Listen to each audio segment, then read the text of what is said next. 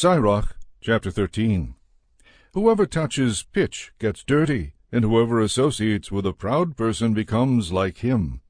Do not lift a weight too heavy for you, or associate with one mightier and richer than you. How can the clay pot associate with the iron kettle?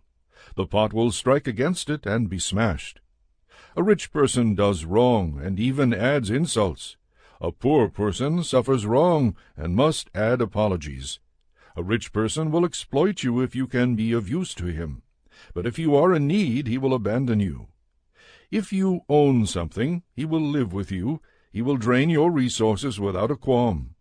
When he needs you, he will deceive you, and will smile at you and encourage you. He will speak to you kindly and say, "What do you need?" He will embarrass you with his delicacies, until he has drained you 2 or 3 times, and finally he will laugh at you. Should he see you afterwards, he will pass you by and shake his head at you. Take care not to be led astray and humiliated when you are enjoying yourself. When an influential person invites you, be reserved, and he will invite you more insistently. Do not be forward, or you may be rebuffed.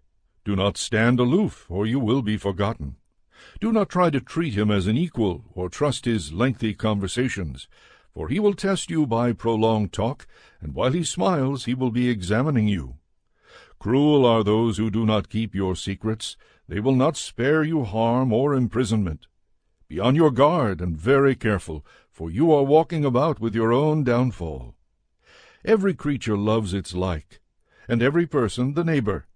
All living beings associate with their own kind, and people stick close to those like themselves. What does a wolf have in common with a lamb? No more has a sinner with a devout. What peace is there between a hyena and a dog? And what peace between the rich and the poor? Wild asses in the wilderness are the prey of lions. Likewise the poor are feeding grounds for the rich.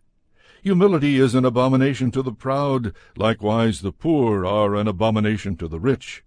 When the rich person totters, he is supported by friends, but when the humble falls, he is pushed away even by friends. If the rich person slips, many come to the rescue. He speaks unseemly words, but they justify him. If the humble person slips, they even criticize him. He talks sense, but it is not given a hearing. The rich person speaks, and all are silent. They extol to the clouds what he says.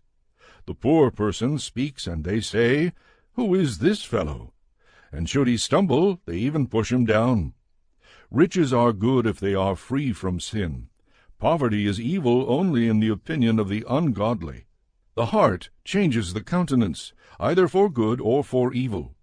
The sign of a happy heart is a cheerful face, but to devise proverbs requires painful thinking.